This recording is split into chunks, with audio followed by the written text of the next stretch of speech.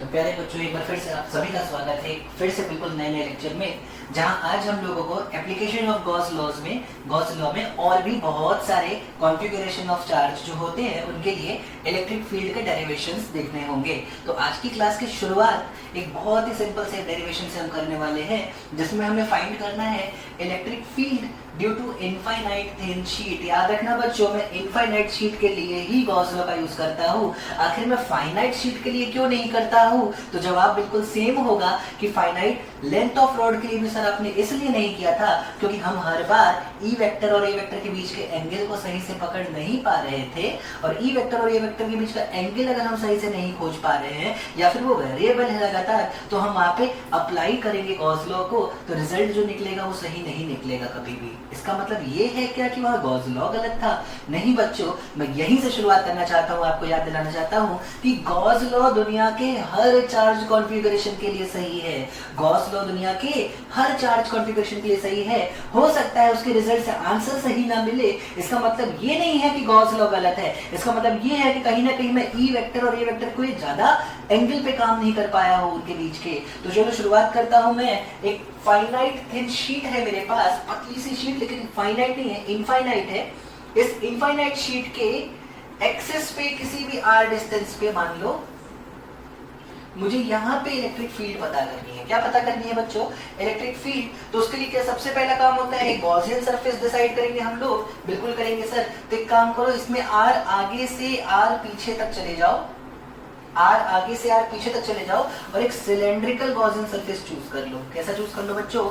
Cylindrical Gaussian surface choose कर लो। अभी मैं कुछ फील करा दूं, उसके बाद आगे बढ़ते हैं टॉपिक में। ये सिलेंड्रिकल गॉसियन सरफेस, एक्चुअली ये है मेरी शीट, तो यूं जा रहा है मेरा सिलेंड्रिकल गॉसियन सरफेस। ध्यान से फील करना भाई, दोनों आपस में परपेंडिकुलर हैं। हो सकता है फिगर से देख के आपको ना नजर आता हो, पर हाँ आपस में दोनों परपेंडिकुलर है।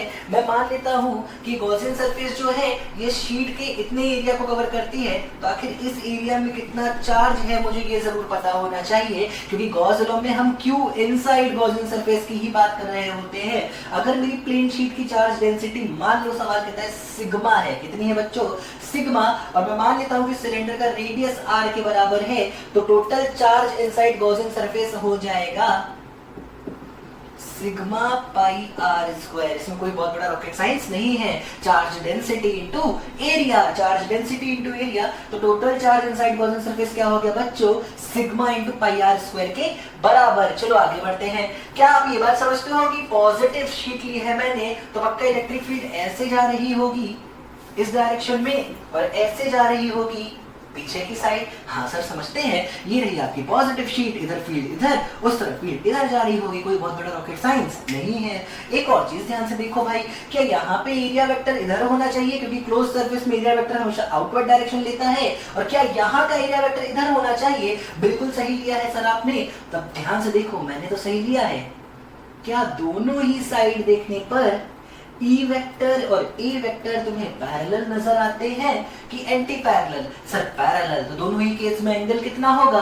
0 होगा। क्या मैंने तुमको कहा था कि जब तुम गॉस लॉ यूज करते हो किसी भी पर्टिकुलर शेप या फिर किसी भी पर्टिकुलर कॉन्फ़िगरेशन में इलेक्ट्रिक फील्ड फाइंड करने के लिए, तो तुम्हें एक बार फ्लक्स कैलकुलेट करना होता है गॉस लॉ के अकॉर्डिंग, और एक बार फ्लक्स को उसके डेफिनेशन के अकॉर्डिंग कैलकुलेट करना होता है। आप दोनों ही इक्वेशंस को इक्वेट करते हो और आपका आंसर आता है। तो सबसे पहले गॉस लॉ के अकॉर्डिंग इस सरफेस पे टोटल फ्लक्स कितना लिंक करना चाहिए? वो फ्लक्स निकल के आएगा Q in by epsilon naught के बराबर। कितना हो जाएगा सर? हो जाएगा sigma pi are square by epsilon naught. शाबाश बच्चों, कोई बहुत बड़ी बात नहीं है। ये कहां से लाए सर? गॉस लॉ, बड़ा गॉस लॉ से। और क्या तरीका है? एक तरीका और होता है sir, normal definition. Flux is count of number of electric field lines, जिसमें आपको तीन चीजों पे काम करना है, ई वेक्टर पे, ए वेक्टर पे और ई वेक्टर और ए वेक्टर के बीच के एंगल पे।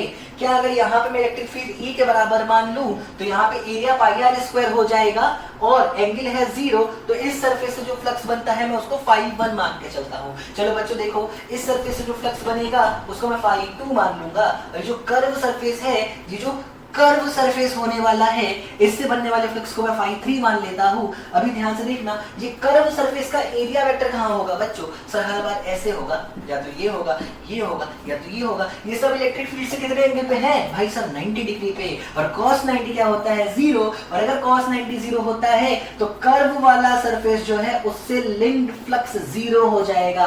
What will be total flux? Total flux will be phi1 plus phi2 plus phi3। मैं phi3 को इक्वल टू 0 रख दूंगा क्योंकि कर्व सरफेस से कोई इलेक्ट्रिक फील्ड गुजर नहीं रही है। आखिर phi1 कितना होने वाला है?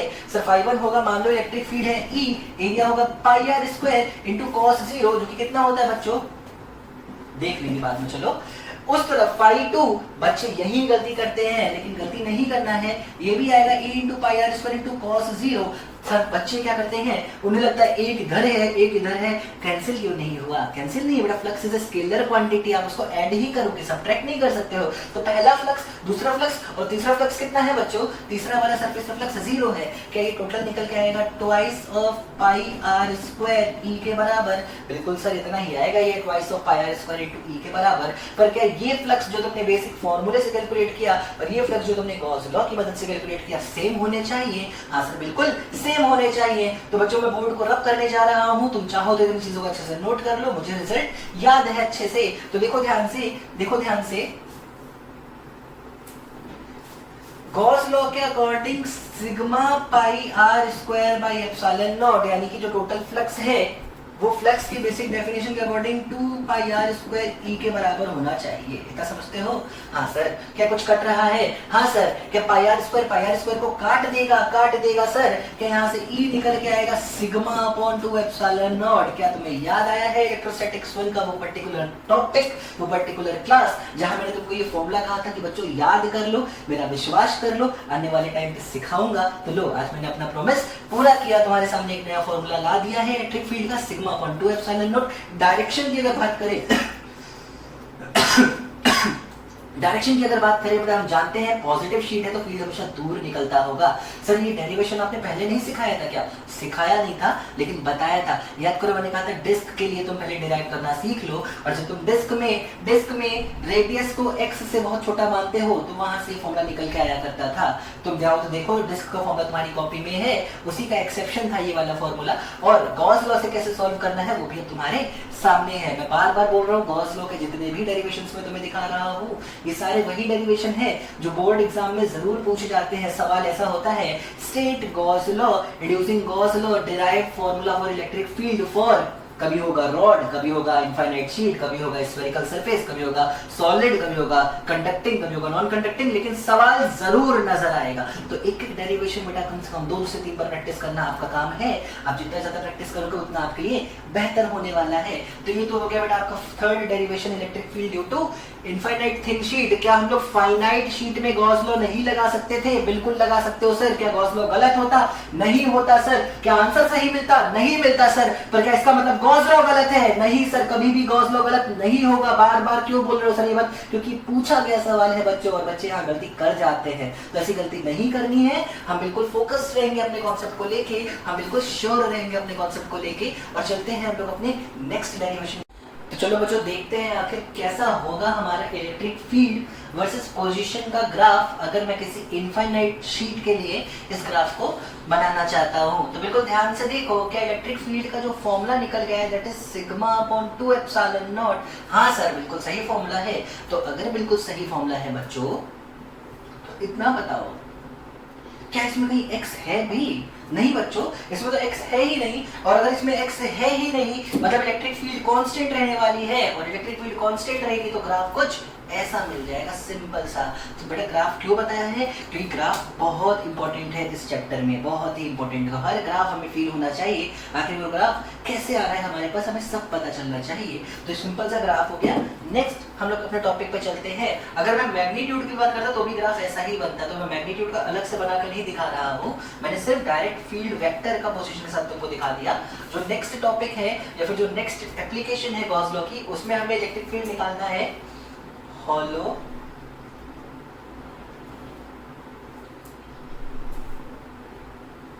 कंडक्टिंग या नॉन कंडक्टिंग, दोनों चलेगा। हॉलो कंडक्टिंग या नॉन कंडक्टिंग रॉड के लिए, ठीक है। रॉड कैसी होती है बच्चों? सर थोड़ी सी सिलिंड्रिकल टाइप की रॉड होती है, लो ये देखो, और इनफाइनाइट रॉड है ये। अगर हम कैसी रॉड के बारे में बात कर रहे हैं बच्चों? इनफाइनाइट रॉड है। तो ये है मेरी वो रॉड जिसकी इलेक्ट्रिक फील्ड निकालनी है, जिसकी वजह से ये डॉट लाइन से बेटा मैं ये शो करना चाहता हूँ कि रॉड इतनी छोटी नहीं है, ये इनफाइनाइट रॉड है। कैसी है बच्चों?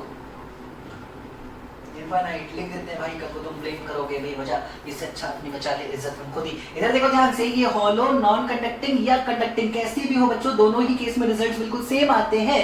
क्यों सेम आते हैं सर? क्योंकि सर कंडक्टिंग हो या नॉन कंडक्टिंग हो, हॉलो है तो चार्ज तो सरफेस पे ही रहेगा ना यार, और चार्ज सरफेस पे ही रहेगा तो फॉर्मूला अलग अलग होने वाला नहीं है। चलो हमको इसकी वजह से इलेक्ट्रिक फील्ड निकालना सीखना है। कहाँ निकालना सीखना है सर? तो 3 जगह निकालना सीखना है, 3 जगह। अगर मान लेता हूँ इस रॉड का रेडियस r के बराबर है, इस पे मैंने चार्ज दे रखा है q, इसकी लेंथ है l, तो इस पे चार्ज लेंथ वाइज जिस तरीके से डिस्ट्रीब्यूट हुआ होगा वो होगा लैम्डा, और लैम्डा कितना होने वाला है? q बाई l के बराबर होने वाला है charge per unit length. Length तो इनफाइनाइट है सर, हाँ, तो मैं मान के चलता हूँ कि जो भी लेंथ होगी इसकी, उसकी चार्ज डेंसिटी लैम्डा है।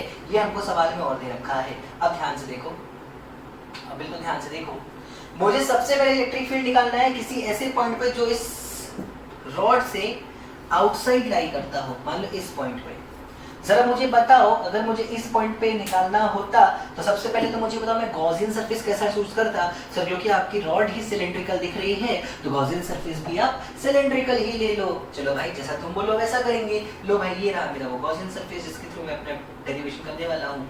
ये मैंने ले लिया सिमेट्रिक गॉसियन सरफेस, जिसकी वजह से मेरा डेरिवेशन सॉल्व होगा। अच्छा सर अगली बात कैसे कैसे काम करोगे जरा बताओ तो सर कि इसकी वजह से इलेक्ट्रिक फील्ड कैसे होगी? कॉमन सेंस की बात है बच्चों, या तो इधर होगी या तो इधर होगी। इनफाइनाइट है तो ऊपर और नीचे तो नहीं आएगी। आप फिर से याद करो ई परपेंडिकुलर और ई पैरेलल वाला कॉन्सेप्ट। तो ई पैरेलल खत्म हो जाता है इनफाइनाइट के केस में, क्योंकि cos θ1 और cos θ2 एक दूसरे को कैंसिल कर दिया करते थे, अगर याद आ रहा हो तो। इसलिए जो भी इलेक्ट्रिक फील्ड होने वाली है बच्चों, वो या तो इस डायरेक्शन में होने वाली है या तो इस डायरेक्शन में होने वाली है, और हम इसी की मदद से अपने डेरिवेशन को बहुत ही आसानी से कर लेंगे। सबसे पहले इलेक्ट्रिक फील्ड कुछ बना के देख लेते हैं। इलेक्ट्रिक फील्ड लाइंस, तो पक्का इलेक्ट्रिक फील्ड लाइंस कुछ ऐसी होंगी, कुछ ऐसी होंगी। देखो ध्यान से, मैंने अंदर कोई इलेक्ट्रिक फील्ड लाइन नहीं बनाई। अरे सर ऐसा क्यों किया? कुछ समय रुको, जवाब मिलेगा। एरिया वेक्टर कहाँ होगा? सर इस वाले सरफेस का इधर, इस वाले सरफेस का इधर, इस वाले सरफेस का ऊपर, इस वाले सरफेस का नीचे। तो बहुत ही आसानी से हमने एरिया वेक्टर, ई वेक्टर सब पे काम कर लिया। एक और चीज कर लेते हैं, आखिर इस गॉसियन सरफेस के अंदर चार्ज कितना है? तो अगर बेटा चार्ज डेंसिटी लैम्डा के बराबर था और इस गॉसियन सरफेस की ये लेंथ मैं एल के बराबर ले लूं, तो जो क्यू इन मिला मुझे बच्चों वो मिलेगा लैम्डा इंटू एल के बराबर। कितना मिलेगा बच्चों? लैम्डा इंटू एल के बराबर। तो आखिर इस गॉसियन सरफेस से गॉस लॉ के थ्रू जो फ्लक्स निकलता है वो क्या निकलता है? देखो ध्यान से, फ्लक्स थ्रू गॉस लॉ निकल के आता है Q in by epsilon not. कितना हो जाता है बच्चों? वो सर हो जाता है lambda L by epsilon naught. शाबाश बच्चों, तुमने बहुत ही सही तरीके से आंसर दिया है। अब क्या करना है? अब नेक्स्ट स्टेप में सर हमें फ्लक्स निकालना है उसके बेसिक फॉर्मूले से, उसकी बेसिक डेफिनेशन से, जिसका मतलब एक एक करके सारे एरिया को देखो और उस एरिया से बनने वाले फ्लक्स को लिखो। सबसे पहले मैं बात करता हूँ इस एरिया की बच्चों, देखो ध्यान से, इस एरिया की। क्या इससे कोई फ्लक्स पास करेगा? अरे ये रहा ए वेक्टर, ये रहा ई वेक्टर, कहाँ से बनेगा फ्लक्स? भाई एंगल 90 डिग्री है, इस एरिया से कोई इलेक्ट्रिक फील्ड गुजरने वाली नहीं है। तो phi is equal to phi1 plus phi2 plus phi3 मैं लिखने जा रहा हूँ अगर, तो phi1 मेरा कितना हो गया है बच्चों? 0, क्योंकि phi1 मैंने इस सरफेस का फ्लक्स माना था। इसी तरीके से बेटा नीचे वाले सरफेस का फ्लक्स क्या बोलते हो, क्या कमेंट करते हो? सर ये भी 0 होने वाला है। क्यों 0 होने वाला है? क्योंकि इसमें से भी कोई इलेक्ट्रिक फील्ड गुजर नहीं रही है। तो phi2 भी क्या होगा बच्चों? 0। और phi3 है वो जो कर्व सरफेस बन रहा है ना बड़ा सा, भाई ये वाला कर्व सरफेस जो बन रहा है ना ऐसे करके हमारे सिलेंडर का, उस सिलेंडर से कितनी इलेक्ट्रिक फील्ड पास कर रही है? या फिर E A cos 0, E कितना है सर? E तो E है, यही तो कैलकुलेट करना है। A कितना है सर? 2 पाई R L, क्या यही होता है बच्चों एरिया होता है कर्व सरफेस एरिया किसी सिलेंडर का? हाँ सर। और एंगल कितना है हर बार? सर 0 डिग्री है। तो क्या टोटल फ्लक्स निकल के आया है E A cos 0 के बराबर? क्या ये टोटल फ्लक्स हो जाएगा E 2 पाई R L cos 0 को मैं 0 लिख सकता हूँ, बिल्कुल लिख सकते हो सर। चलो अब एक काम करते हैं, दोनों ही फॉर्मूलों को आपस में रिलेट करते हैं। जो गॉस लॉ से फ्लक्स मिला और जो बेसिक डेरिवेशन से बेसिक फॉर्मूले से फ्लक्स मिला, अगर मैं उसे कंपेयर करूं तो मैं लिखूंगा E into 2 pi r l is actually lambda l by epsilon naught, l से l होगा कैंसिल, यहाँ से E निकल के आएगा lambda upon 2 pi epsilon naught into l। इसमें कोई दिक्कत, lambda upon 2 pi epsilon naught into l कोई दिक्कत नहीं है। क्या 2 से मल्टीप्लाई 2 से डिवाइड कर सकते हैं? हाँ सर। ऐसा क्यों कर रहे हो लेकिन? क्योंकि 2 यहाँ आएगा तो ये बनेगा 2 लैम्डा, पर 2 यहाँ जाएगा तो बनेगा 4 पाई एप्सिलॉन नॉट, और मैं 1/4 पाई एप्सिलॉन नॉट को लिख सकता हूँ बच्चों के, तो ये फॉर्मूला निकल के आएगा 2k लैम्डा बाई r। कहाँ चला गया? r नहीं तो होगा, हाँ है ना, r क्या कैपिटल r होगा? नहीं सर, स्मॉल r होगा ना, ये स्मॉल r है इसका रेडियस। कहाँ और गलती हुई है बेटा? पीछे देख लेना, अगर गलती होगी तो सही कर लेना। तो e into 2 pi small r l, तो 2k lambda by small r। क्या ये फॉर्मूला तुमने पहले नहीं सुना है? सुना था सर, लेकिन ये तो इनफाइनाइट लीनियर चार्ज के लिए था, ये रॉड के लिए भी होता है क्या? हाँ, रॉड के लिए भी होता है। गॉस लॉ से ये बात तुम्हें समझ में आ जाएगी कि ये रॉड के लिए भी होता है। तो अगर मैं तुमसे ऐसे बोलूं कि मोटी सी सिलेंड्रिकल रॉड है और उसके बाहर है कोई पॉइंट और उस पर इलेक्ट्रिक फील्ड बताना है बच्चों कितना होता होगा, तो ऐसा समझना कि रॉड एक पतली सी रॉड है और उसकी वजह से r डिस्टेंस में हमें फील्ड पूछी जा रही है। आंसर बिल्कुल सेम मिलेगा, आंसर बच्चों बिल्कुल सेम मिलने वाला है। तो देखो मुझे एक हॉलो, पहले टॉपिक फिर से रिपीट कर लेता हूँ, टॉपिक थोड़ा सा बड़ा है इसलिए बार बार रिपीट करता रहूंगा। एक हॉलो कंडक्टिंग या हॉलो नॉन कंडक्टिंग रॉड के लिए इलेक्ट्रिक फील्ड निकालना है मुझे। कहां कहां? एक बार रॉड के बाहर किसी पॉइंट पे, एक बार रॉड के किसी पॉइंट पे, और एक बार रॉड के अंदर किसी पॉइंट पे। मैंने सिर्फ अभी रॉड के बाहर किसी पॉइंट पे जो कि स्मॉल r दूरी पर था, उस पॉइंट पे इलेक्ट्रिक फील्ड का फॉर्मूला डिराइव किया है तुम्हारे सामने। और क्यू इन या फिर इलेक्ट्रिक फील्ड जो भी निकल के आई वो है 2k लैम्डा बाई r के बराबर, 2k lambda by small r के बराबर। ये फॉर्मूला भूलना नहीं। चलो अगला पॉइंट करते हैं, on the surface. On surface कितनी होगी इलेक्ट्रिक फील्ड? देखो जब मैं ऑन सरफेस की बात करूंगा तो क्या मैं इतना बड़ा गॉसियन सरफेस डिसाइड करूंगा? नहीं सर, अब तो आप चीजें आसान कर सकते हो अपने लिए। कैसे? देखो ये रहा मान लो मेरा वो इनफाइनाइट रॉड है ना बच्चों, ये मेरी इनफाइनाइट रॉड, ये मान लो यहां से लेके यहां तक, बाकी ये डॉट लाइन से तो इनफाइनाइट को शो कर रहे हैं। इस की रेडियस है r के बराबर और इसी पॉइंट में मुझे इलेक्ट्रिक फील्ड पता करनी कहती है, इसी पॉइंट पे ऑन सरफेस है ना। तो ऑन सरफेस देखो ध्यान से, इस बार गॉसियन सरफेस कैसा बनाना है बच्चों? तो अगर तुम्हें मैं याद दिलाऊं, मैंने कहा था जिस भी पॉइंट पे इलेक्ट्रिक फील्ड निकालनी हो कोशिश करो उसके जस्ट बगल से एक गॉसियन सरफेस बन जाए। तो देखो जिस पॉइंट पे इलेक्ट्रिक फील्ड निकालनी है, अगर इसके जस्ट बगल से मुझे गॉसियन सरफेस बनाना है तो क्या मैं इसी सिलेंडर को गॉसियन सरफेस जैसा ना ट्रीट कर दूं? बिल्कुल सर, आप कर सकते हो। तो इस गॉसियन सरफेस का रेडियस, सर इसका भी रेडियस कैपिटल R होगा। अच्छा जरा बताओ इलेक्ट्रिक फील्ड की डायरेक्शन? सर पक्का डायरेक्शन तो ऐसे होगी, ऐसे होगी भाई, लो है ना, ऐसे बिल्कुल होगी सर, ऐसे ही होगी। तो बता दी भाई इलेक्ट्रिक फील्ड की डायरेक्शन भी। क्या इलेक्ट्रिक फील्ड एरिया वेक्टर के साथ 90 डिग्री पे है इस वाले सरफेस के लिए? हाँ। और क्या 0 डिग्री पे है इस वाले सरफेस के लिए? हाँ। अरे इस वाले सरफेस के लिए क्या जहां इलेक्ट्रिक फील्ड वहीं एरिया वेक्टर, चाहे इधर देखो इधर देखो इधर देखो कहीं भी देखो। हाँ सर। और ऊपर और नीचे वाले सरफेस के लिए इलेक्ट्रिक फील्ड और एरिया वेक्टर के बीच का एंगल सर 0 डिग्री है? नहीं 90 डिग्री है। हाँ सर क्यों? क्योंकि एरिया वेक्टर इधर होगा, इलेक्ट्रिक फील्ड इधर होगी, तो भाई एंगल 90 हुआ। एरिया वेक्टर नीचे होगा, इलेक्ट्रिक फील्ड इधर होगी, तो ये एंगल भी 90 हुआ। शाबाश बच्चों। तो सारी चीजें हमको काफी हद तक क्लियर है। मान लेता हूँ ये लेंथ L के बराबर है, तो इस गॉसियन सरफेस के अंदर टोटल चार्ज लैम्डा L के बराबर हो जाएगा। इस गॉसियन सरफेस के अंदर टोटल चार्ज लैम्डा L के बराबर हो जाएगा। तो एक बार गॉस लॉ लगाते हैं, एक बार गॉस लॉ लगाते हैं। जो गॉस लॉ लगाऊंगा तो टोटल फ्लक्स इस सरफेस कितना निकल के आएगा बच्चों? Q in by epsilon naught। Q in कितना होगा? सर आप लिखते ही रहो, बहुत शॉर्ट में काम कर रहे हो। हाँ भाई, इतना सिखाने के बाद अगर अब शॉर्ट नहीं करूंगा तो कब करूंगा? तो अंदर हो जाएगा electric flux lambda L by epsilon naught के बराबर गॉस लॉ के अकॉर्डिंग। पर नॉर्मल फॉर्मूले के अकॉर्डिंग क्या होगा? सर नॉर्मल फॉर्मूले के अकॉर्डिंग देखो ध्यान से, मैं नहीं लिख रहा, तुम लिखोगे phi1 + phi2 + phi3, फिर लिखोगे phi1 phi2 0 क्योंकि E और A के बीच एंगल 90, और डायरेक्ट मैं phi3 लिखता हूं, वो होगा E * 2 pi कैपिटल RL क्योंकि कर्व सरफेस एरिया होता है, और इनटू cos 0 यानी कि cos 0 यानी कि 1 हो जाएगा, वो निकल जाएगा E * 2 pi कैपिटल RL के बराबर। अब जरा दोनों ही फॉर्मूले जो इलेक्ट्रिक फ्लक्स के तुमने निकाले हैं इनको इक्वेट करना है, और जब तुम इक्वेट करोगे तो देखो तुम्हें क्या मिलेगा, तुम्हें मिलेगा lambda L upon epsilon naught is equal to E into 2 pi R L के बराबर। शाबाश, कुछ कट रहा है क्या? हाँ सर, एल से एल कटेगा और यहाँ से ई निकल के आएगा। सर जल्दी कर दिया आप फिर से? हाँ भाई कह तो रहा हूँ मैं जल्दी कर दिया। आखिर इतना सिखाने के बाद भी अब जल्दी नहीं करूंगा तो कब करूंगा? फॉर्मूला होगा 2k lambda by capital are के बराबर, 2k lambda by capital are के बराबर। तो ये हो गया electric field on the surface of a rod, on the surface of a rod. चलो आगे बढ़ते हैं। क्या तीसरा पार्ट है? तीसरा पार्ट है इनसाइड रॉड। चलो देखो भाई, इनसाइड रॉड भी करेंगे, क्यों नहीं करेंगे इनसाइड रॉड का डेरिवेशन।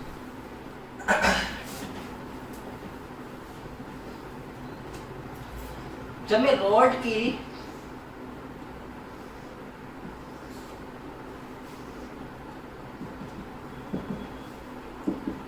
अंदर मान लो स्मॉल आर दूरी पे कोई भी पॉइंट चूज करता हूं, अब मुझे इस अंदर के किसी पॉइंट के लिए इलेक्ट्रिक फील्ड का फॉर्मूला चाहिए, तो क्या बिल्कुल इस स्मॉल आर वाले पॉइंट से पास करता हुआ एक गॉसियन सरफेस बना लूं? लो सर बना लो। अब ध्यान से देखो, अब ये जो गॉसियन सरफेस है, आखिर इसके अंदर चार्ज कितना है? इसके अंदर चार्ज कितना है? 0। क्यों? हॉलो है भाई।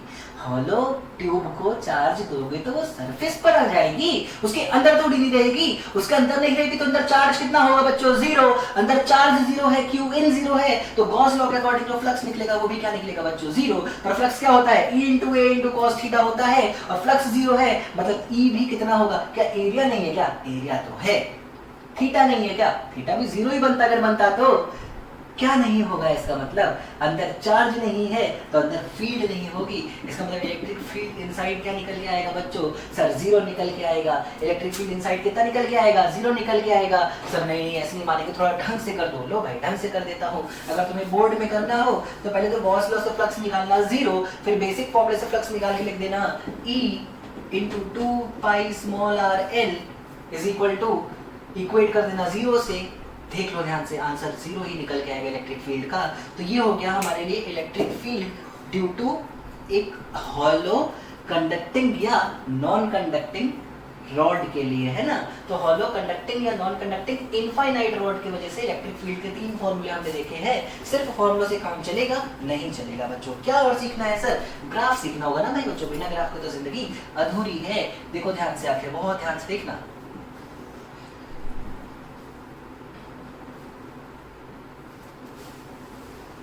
देखो ये होगी मेरी मान लो वाई एक्सिस, इसमें मुझे इलेक्ट्रिक फील्ड दिखानी है वेक्टर फॉर्म में वर्सेस डिस्टेंस का ग्राफ ले लेते हैं। मैं मान लेता हूं कैपिटल आर जो है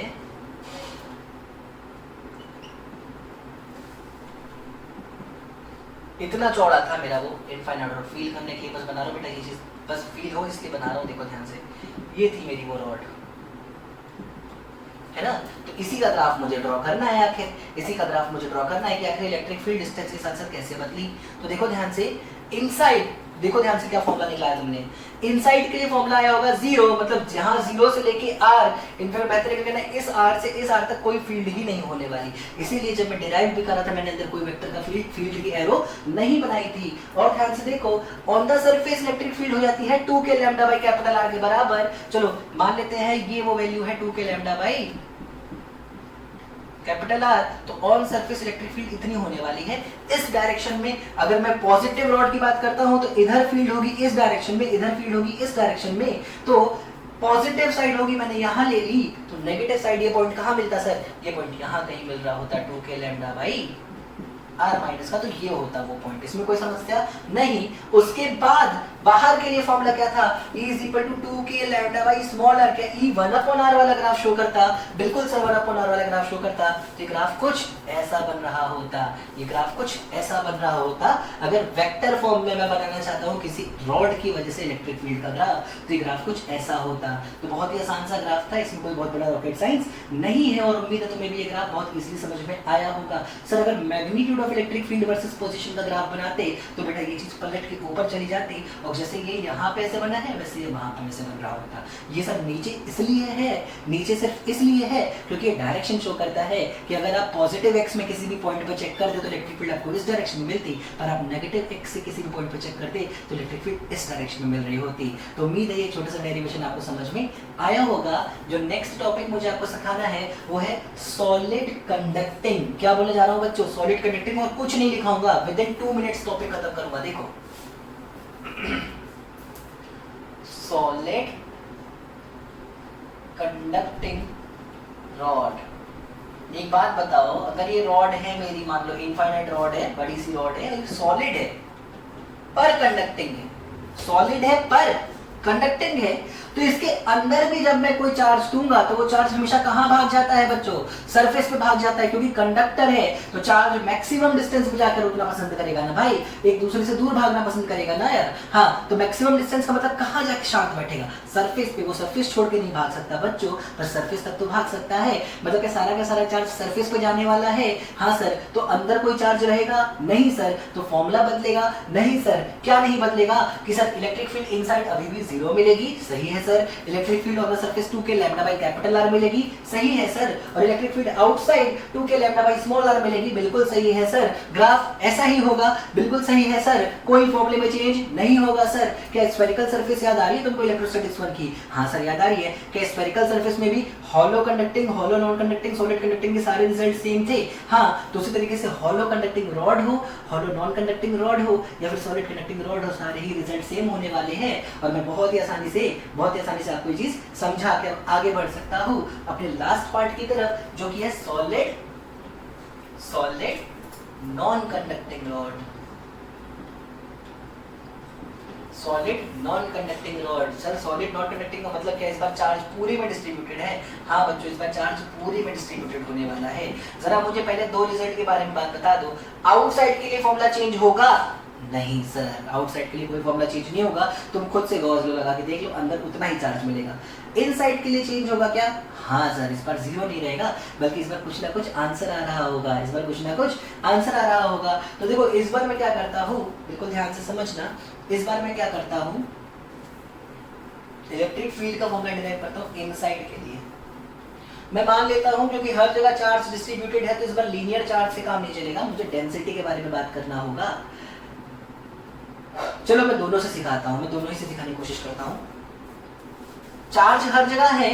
अगर सिर्फ पर यूनिट लेंथ की बात करता हूं तो लैम्डा है, अगर पर यूनिट वॉल्यूम की बात करता हूं तो रो के बराबर है। तो मैं दोनों ही तरीके से फॉर्मूला तो मैं निकाल के दिखाता हूं।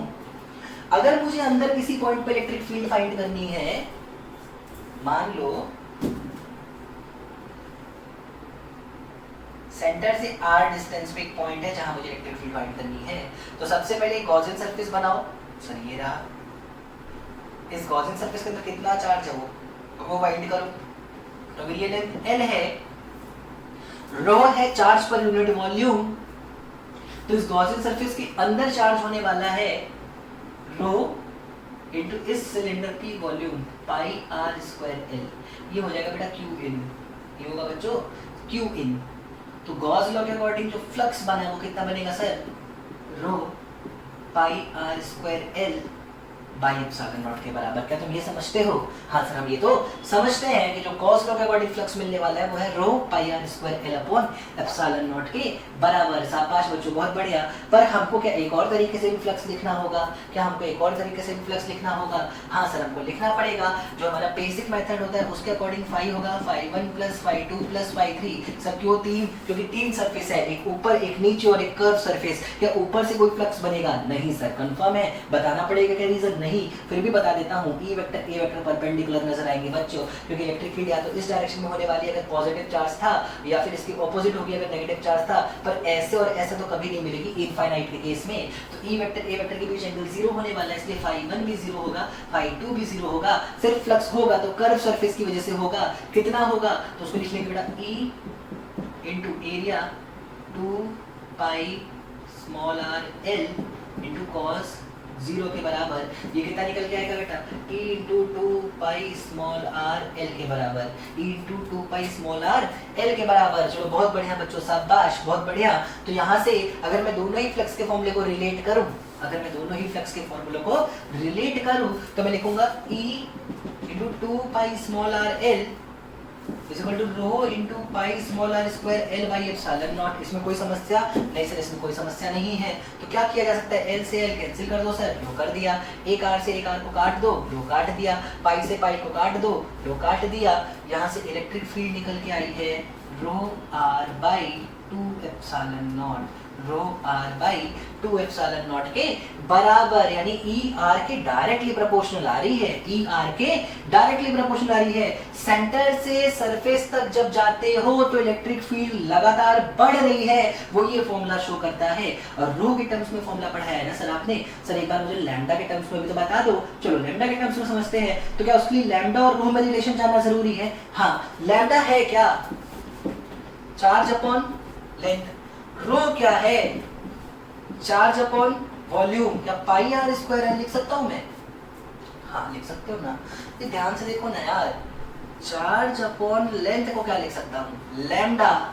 लैम्डा इज इक्वल टू कितना आ गया, rho pi capital R square, rho pi capital R square. एक काम करो, एक काम करो, एक काम करो, इस फॉर्मूले को पाई आर स्क्वायर से मल्टीप्लाई और पाई आर स्क्वायर से डिवाइड करो जरा, तो देखो क्या बनता है ये फॉर्मूला। मैं यहां करके दिखा रहा हूं। अगर मैं ऐसा करता तो ये हो जाता E is equal to rho pi are square small R upon 2 pi epsilon not capital R square. इसमें कोई समस्या आती है क्या? नहीं सर, इसमें तो कोई दिक्कत नहीं है। अब बताओ जरा, मैं इसको क्या लिखता, इसको क्या लिखता सर, लैम्डा। तो देखो इलेक्ट्रिक फील्ड का फॉर्मूला क्या बनता, lambda R upon 2 pi epsilon not into capital R square. क्या मैं ऐसे छोड़ दूं? नहीं सर, इसको और अच्छा लिख सकते हो। कैसे? ऊपर और नीचे से 2 से मल्टीप्लाई करो। जब मैं ऊपर नीचे 2 से मल्टीप्लाई करूंगा तो ये बनेगा 2 के 4 पाई एप्सिलॉन नॉट हो जाएगा ये, क्योंकि एक 2 ऊपर एक 2 नीचे आया था। और 4 पाई एप्सिलॉन नॉट मतलब 1/4 पाई एप्सिलॉन नॉट को मैं क्या लिख लूंगा बेटा, के। तो 2 के lambda small R by capital R का स्क्वायर, ये फॉर्मूला होता है लैम्डा के टर्म्स में। तो देखो फॉर्मूला चाहे आपको रो के टर्म्स में याद रहे, फॉर्मूला चाहे आपको लैम्डा के टर्म्स में याद रहे, जरूरी है ये समझ पाना कि दोनों ही एक चीज शो करते हैं, E is always proportional to small r। चाहे इस फॉर्मूले में देखो चाहे इस फॉर्मूले में देखो, और दोनों ही केस में सेंटर से सरफेस तक जब आप जाते हो तो इलेक्ट्रिक फील्ड लगातार बढ़ रही होती है लीनियरली। ये शो किया है इस पर्टिकुलर फॉर्मूले ने। अच्छा चलो ठीक है सर, मान लिया आपका कहना, और डेरिवेशन में कोई बहुत टफ नहीं था। तो क्या जरूरी है आप समझना, सर सरफेस के लिए क्या फॉर्मूला होगा और बाहर के लिए क्या फॉर्मूला होगा। बेटा कॉमन सेंस का यूज करके देखो, सरफेस के लिए और बाहर के लिए वही फॉर्मूले मिलेंगे जो आपको बाकी सारे केस में मिले हैं। नहीं सर कॉमन सेंस नहीं लगाएंगे तो गॉस लॉ लगा लो यार, गॉस लॉ तो लगा सकते हो। इतने क्वेश्चंस कराए हैं, कुछ क्वेश्चंस तुम करके देख लो। वही मिलेगा सरफेस के लिए 2 के लैम्डा बाई कैपिटल आर, और वही मिलेगा बाहर के लिए 2 के लैम्डा बाई स्मॉल आर। तो फॉर्मूला नहीं बदलेगा सरफेस और बाहर के लिए। कुछ नया था तो वो था अंदर के लिए फॉर्मूला, वो था अंदर के लिए फॉर्मूला। और मुझे उम्मीद है अंदर के लिए दोनों फॉर्मूले ही आप बहुत ही ढंग से याद कर लोगे। सर एक चीज इंपॉर्टेंट है, वो तो सिखाओ। हाँ सर वही तो सिखाऊंगा। क्या? ग्राफ देखो, ग्राफ देखो भाई, ग्राफ देखो। पहले 3 फॉर्मूले देख लेते हैं। फॉर्मूला E इनसाइड आया है, E इनसाइड आया है 2k lambda by R square into small R. E surface होने वाला है 2k lambda by capital are, है ना। और E आउटसाइड होने वाला है 2k lambda by small are. चलो इन 3 फॉर्मूले को यूज करेंगे या फिर दिमाग में रखेंगे और हम लोग बनाएंगे अपना बच्चों ग्राफ। तो देखो ध्यान से ग्राफ कैसा मिलेगा, देखो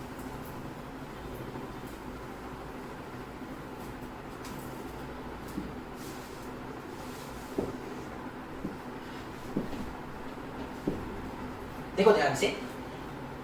जब तक हम R यानी कि सरफेस के अंदर है, सेंटर से सरफेस के अंदर है, तब तक इलेक्ट्रिक फील्ड कैपिटल आर के डायरेक्टली प्रोपोर्शनल है। तो मतलब ये ग्राफ ऊपर जा रहा है बस स्ट्रेट लाइन से ऐसे। कहां तक जाएगा? मैक्सिमम जा सकता है ये 2k lambda by capital are तक। बढ़िया। सर क्या इस तरफ इलेक्ट्रिक फील्ड की यानी कि इस तरफ इलेक्ट्रिक फील्ड की डायरेक्शन अलग होती? हाँ सर। क्या अगर पॉजिटिव एक्स में डायरेक्शन इस तरफ थी तो क्या नेगेटिव एक्स में डायरेक्शन इस तरफ होती? हाँ सर। तो पीछे का ग्राफ कैसा दिखेगा भाई? पीछे ग्राफ कुछ ऐसा दिखेगा। लो यहाँ तक पहुंचा दिया हमने अपने ग्राफ को। ये पॉइंट कौन सा पॉइंट है सर? ये है -2k लैम्डा बाई आर। बहुत बढ़िया। एक बार सरफेस से आगे बढ़ोगे तो ग्राफ होगा 1/r के प्रोपोर्शनल। देखो ध्यान से, तो यहाँ से तुम्हारा ग्राफ असली रूप दिखाएगा और कुछ ऐसा हो जाएगा, कुछ ऐसा हो जाएगा। ये है graph E vector versus position, E vector versus R के बीच। ध्यान देना, अगर मैंने सिर्फ मैग्नीट्यूड की बात की होती तो ये नेगेटिव वाला पार्ट पलट के ऊपर चला गया होता और ग्राफ कुछ ऐसा मिल रहा होता, कुछ ऐसा मिल रहा होता। हालांकि वो तुम खुद से बना लोगे, मैं ये उम्मीद रखता हूँ। मुझे लगता है कि आज मैंने आप लोगों को कितना डेरिवेशन सिखाया, एक थिन शीट सिखाई है और रॉड के तीनों डेरिवेशन सिखा दिए हैं। तो काफी अच्छे तरीके से मैंने कोशिश की आपको पढ़ाने की। हो सकता है एक बार में बेटा आज के डेरिवेशन समझ ना पाओ, उसका रीजन ये होगा कि एक तो मैंने आज थोड़ा सा फास्ट पढ़ाया है, मैं मान जानता हूँ, ठीक है, मैंने कुछ स्टेप्स बीच में स्किप भी किए हैं, लेकिन उसका रीजन भी ये है कि मैं मान के चलता हूँ कि इलेक्ट्रोस्टैटिक्स 1 आपने बहुत ही ढंग से देख रखा है मेरा, तभी मैंने स्टेप्स यहाँ पे जो स्टेप्स लिखे हैं वो मैंने एक दो स्टेप बीच में गायब भी किए हैं। अगर आपने नहीं देखा है बेटा तो आपके लिए गलत बात है ये, प्लीज उसको पहले देखो फिर इस लेक्चर पे आओ। विश्वास करो इस लेक्चर में कोई कमी नहीं है बाकी लेक्चर्स की तरह, और तुम्हें बिल्कुल ढंग से समझ भी आ जाएगा अगर तुम कायदे से पढ़ोगे। एक बार जरूरत पड़े बेटा तो फिर से एक बार डेरिवेशन सारे देख लेना। एक रिक्वेस्ट है बच्चों, हर एक डेरिवेशन जो मैंने तुमको अभी तक कराया है प्लीज ग्राफ के साथ मतलब हर एक चीज में दो ग्राफ बनाने हैं, एक ई वेक्टर वर्सेस पोजीशन का, एक mod of E versus position का। हर एक पर्टिकुलर डेरिवेशन को ग्राफ के साथ कम से कम 2 से 3 बार प्रैक्टिस कर लो, तुम्हारे लिए ही ये बात मैं बोल रहा हूँ। कल की क्लास में हमें गॉस लॉ की एक और एप्लीकेशन ध्यान से देखनी है स्फेरिकल सरफेस के लिए। वो बिल्कुल ऐसा ही होगा जैसा कि सिलेंड्रिकल रॉड के लिए हमने सीखा है, बिल्कुल ऐसा ही होने वाला है। और उसके बाद हम लोग और काफी अच्छे क्वेश्चंस पर जाना शुरू कर देंगे। तब तक के लिए खुश रहो, मस्त रहो, खाते पीते रहो, अपना ध्यान रखो और अपने फ्यूचर का भी ध्यान रखो। थैंक यू बच्चों।